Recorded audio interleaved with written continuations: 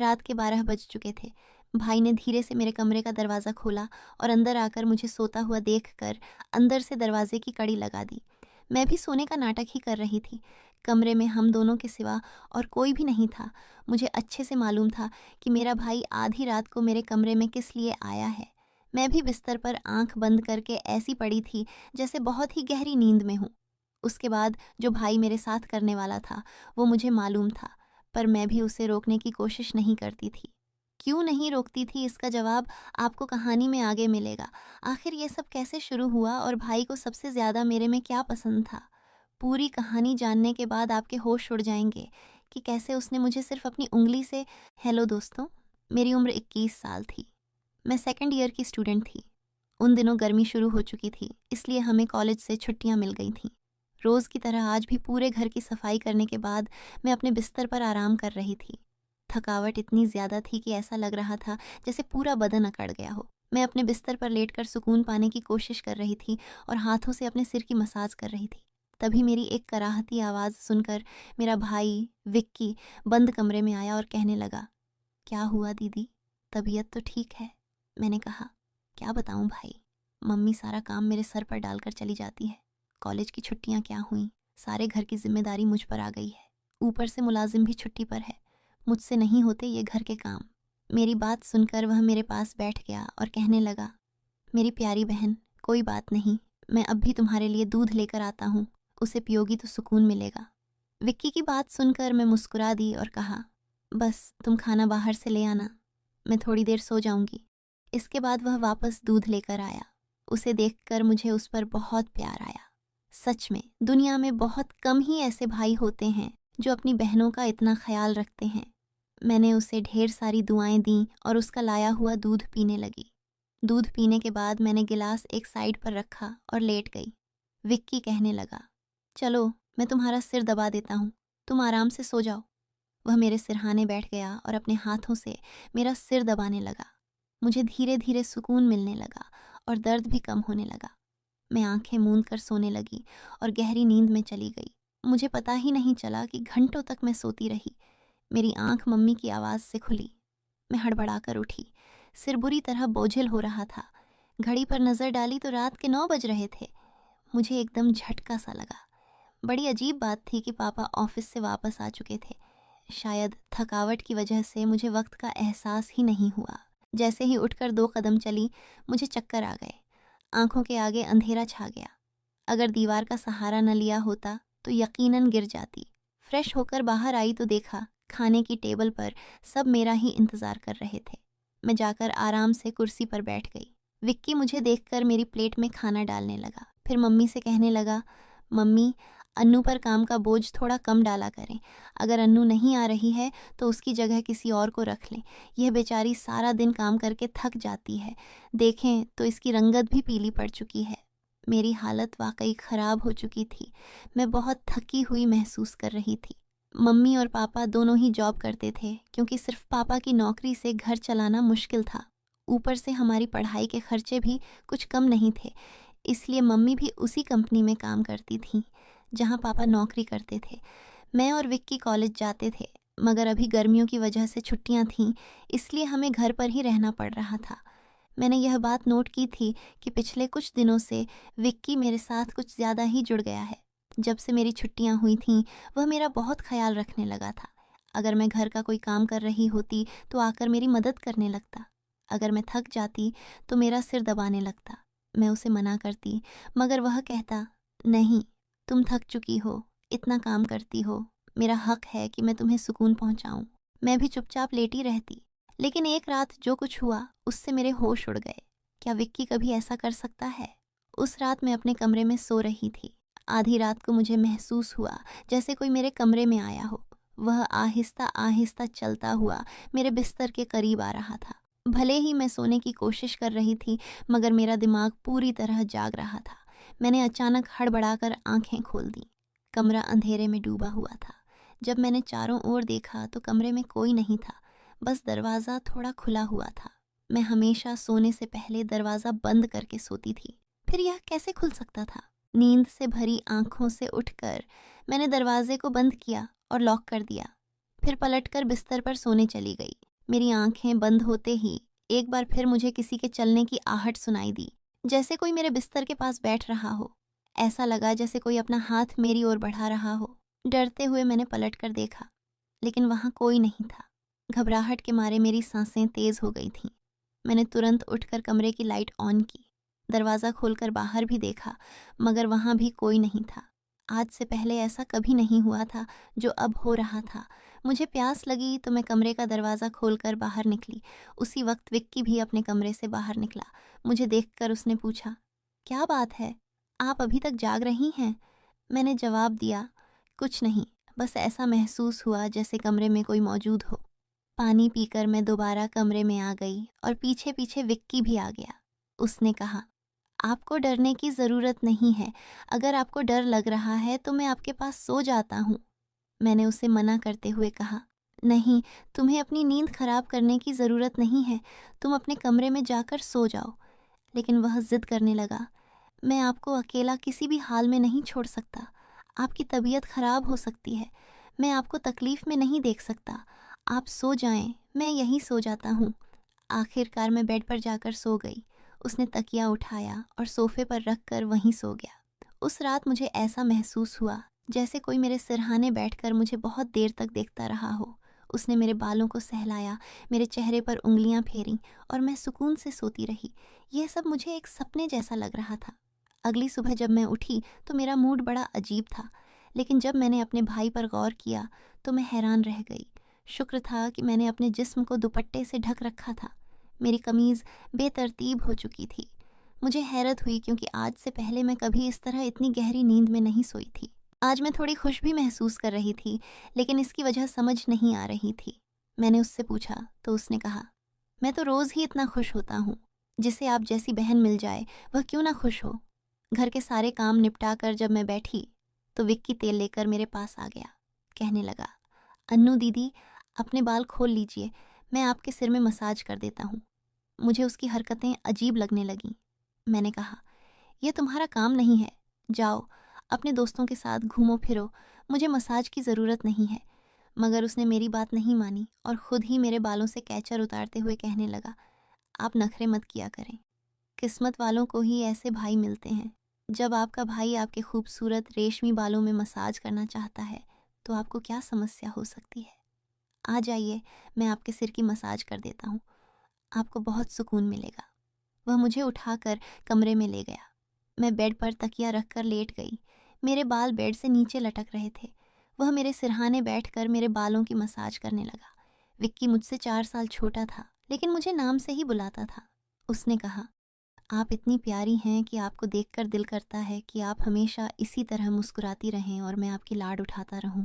वह मेरे बालों की मसाज कर रहा था और उसके हाथों में जैसे जादू था। मुझे इतना अच्छा लग रहा था कि मैं धीरे धीरे नींद की वादियों में खोने लगी। तेल की खुशबू भी बहुत ज़बरदस्त थी। मैंने उससे पूछा, यह कौन सा तेल है?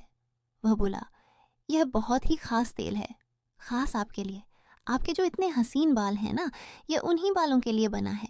उसकी बातें बहुत प्यारी थीं, हालांकि मैं समझ नहीं पा रही थी कि वह किस लहजे में बात कर रहा है। बहरहाल मसाज के दौरान ही मैं गहरी नींद में खो गई। कुछ देर बाद जब मेरी आंख खुली तो मेरा पूरा बदन दर्द से टूट रहा था। ऐसा लग रहा था जैसे मेरी टांगों पर बहुत ज़्यादा वज़न रखा गया हो। पूरे बदन में दर्द सरक रहा था। मैं धीरे धीरे उठकर बैठी और आसपास देखने लगी। मेरी हालत अजीब थी। जब मैंने खुद पर गौर किया तो देखा कि मैं पूरी तरह भीगी हुई थी, जैसे किसी ने मुझे नहला दिया हो। मेरे कपड़े गीले थे, पंखा बंद था और कमरे में गर्मी थी। यह सब क्या हो रहा था? बड़ी मुश्किल से मैं बेड से उठी। मुझे चक्कर आ रहे थे। चलना मुश्किल हो रहा था। मैं अपनी हालत समझ नहीं पा रही थी। ऐसा क्यों लग रहा था कि मैंने सोया नहीं, बल्कि कोई भारी मेहनत वाला काम किया हो। बड़ी मुश्किल से चलकर मैं बाथरूम गई और फ्रेश हुई। अपनी हालत पर गौर किया तो लगा जैसे शरीर पूरी तरह थकावट से चूर था। जब मैं कमरे से बाहर निकली तो मुझे फुसफुसाने की आवाज़ें सुनाई दीं।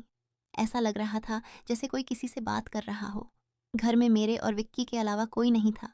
फिर वह किससे बात कर रहा था? मैं पहले किचन में पानी पीने गई, मगर तब तक वह फुसफुसाहट रुक चुकी थी। मैं किचन के दरवाजे के पास खड़ी थी जब मैंने बैठक से किसी को निकलते देखा। उसके हाथ में काफ़ी पैसे थे, जिन्हें देखकर वह मुस्कुरा रहा था। यह देखकर मेरे माथे पर बल पड़ गए। अगले ही पल उसकी नज़र मुझ पर पड़ी। मुझे देखकर उसने कहा, अन्नू, आप उठ गईं? मैं उसकी तरफ धीरे धीरे चल कर गई। वह हड़बड़ाकर पैसों को अपनी पैंट की जेब में डालने लगा, मगर मैंने उसका हाथ पकड़कर उन पैसों को सामने लाकर पूछा, इतने पैसे तुम्हारे पास कहाँ से आए? वह नज़रें झुका चुका था। धीरे से कहने लगा, आप प्लीज़ पापा को मत बताना।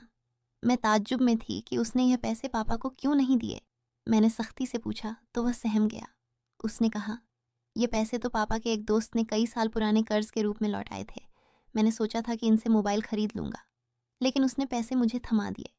मैंने उसे डांटते हुए कहा, हाँ, तुमने अच्छा किया। घर के हालात देखो किस कदर ख़राब हैं। हमारे माँ बाप दोनों नौकरी कर रहे हैं और तुम मोबाइल ख़रीदने की बात कर रहे हो। वह शर्मिंदा हो गया।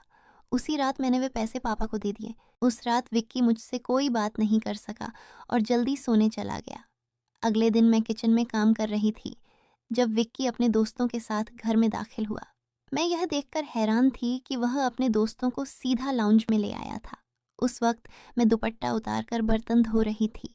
जैसे ही वे सब हंसते हुए अंदर आए, मैंने तुरंत दुपट्टा ओढ़ लिया।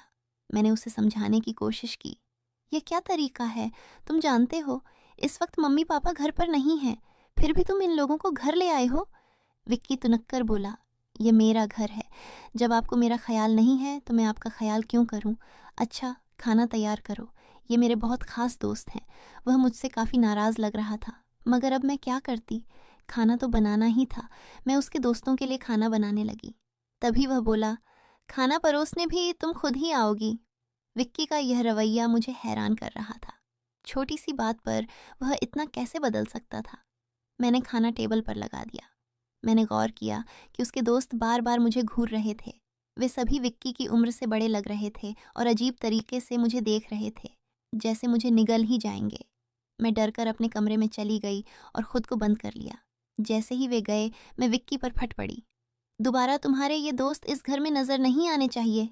मगर वह अगले ही पल मेरे गाल थाम कर कहने लगा, इतना गुस्सा कहाँ से आता है? वे दोबारा नहीं आएंगे। लेकिन आप इस बारे में मम्मी पापा को कुछ नहीं बताएंगी? विक्की के इस बर्ताव से मैं परेशान हो गई। वह कभी प्यार जताने लगता था तो कभी चिढ़ने। बहरहाल मैंने हामी भर दी और अपने कमरे में चली गई। मुझे विक्की की हरकतें दिन ब दिन अजीब लगने लगी थीं। उस रोज़ भी जब मैं अपने कमरे में आराम करने के लिए सोई तो अचानक मुझे अपने पैरों पर किसी के हाथ महसूस हुए। मैंने चौंक कर आंखें खोलीं तो देखा कि विक्की मेरे पैरों को अपनी गोद में रखकर मसाज कर रहा था। मैंने तुरंत उसे ऐसा करने से मना किया, मगर वह कहने लगा, मैं जो कर रहा हूँ मुझे करने दो। इस घर में एक मैं ही हूँ जिसे आपकी इतनी फिक्र है। मम्मी पापा को तो काम से ही फुर्सत नहीं है। मैं भी थक चुकी थी। आंखें बंद की और सोने लगी।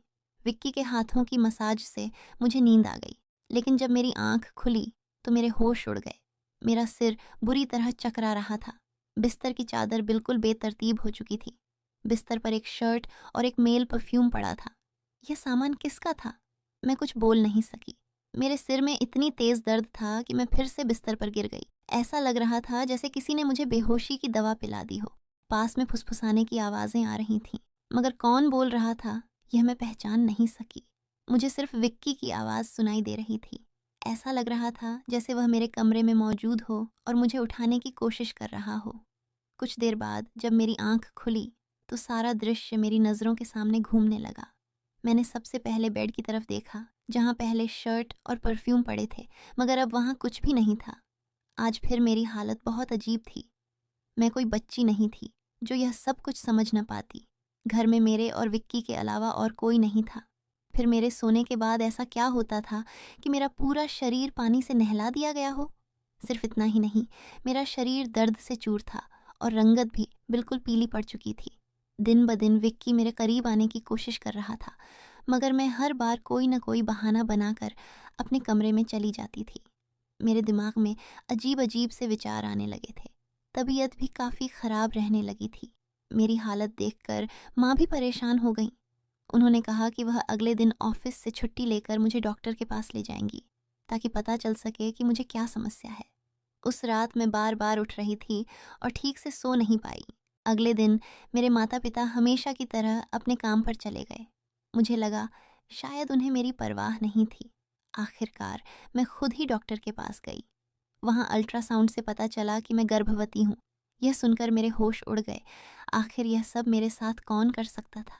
विक्की मेरा भाई था, लेकिन फिर मेरे दिमाग में यह बात आई कि मैं उसे सगा भाई समझती हूँ, जबकि वह मेरा सौतेला भाई है।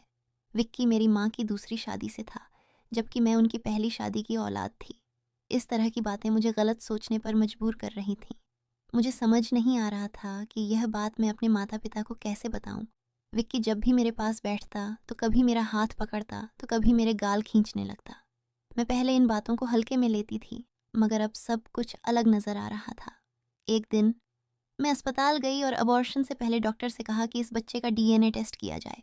डॉक्टर ने रिपोर्ट दी और जब मैंने उसे देखा तो मेरी सांसें थम गईं। जो मैं सोच रही थी वैसा कुछ भी नहीं था।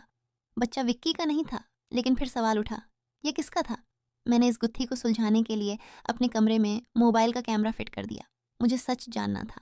कुछ दिनों बाद जब माँ पापा घर पर नहीं थे, विक्की फिर मेरे पास आया। उसने मेरे सिर की मालिश शुरू कर दी। मैंने बहुत कोशिश की कि मैं ना सोऊं, मगर तेल में शायद कोई बेहोशी की दवा मिलाई गई थी। जैसे ही मैं उस तेल को सूंघी, बेहोश हो गई। 1 घंटे बाद जब मुझे होश आया तो माँ बाप घर लौट आए थे। मैंने तुरंत अपने कमरे में लगे कैमरे की रिकॉर्डिंग देखी और जैसे ही सच्चाई सामने आई, मेरे पैरों तले ज़मीन खिसक गई। विक्की मेरे कमरे में अपने घटिया दोस्तों को लाता था। वे मेरे साथ घिनौना बर्ताव करते थे। अपना काम पूरा करने के बाद वे विक्की को पैसे देकर चले जाते। यह देखकर मैं पूरी तरह टूट गई। गुस्से और सदमे में मैं अपने कमरे से बाहर निकली।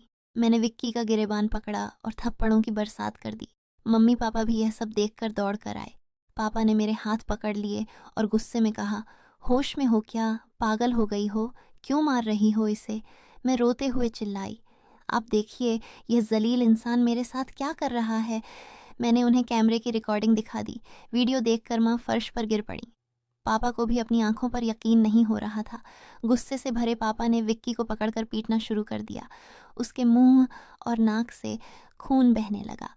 तभी विक्की गुस्से में चिल्लाया, मैंने इसे कभी अपनी बहन समझा ही नहीं। मुझे पैसों की ज़रूरत थी और लोग इसके लाखों रुपए देने को तैयार थे। मुझे अपनी ज़रूरतें पूरी करनी थी, इसलिए मैंने यह कदम उठाया, अपनी बहन की जिस्म फरोशी करवाई। यह सुनकर मैं अपने कानों पर हाथ रखकर बस रोती रही।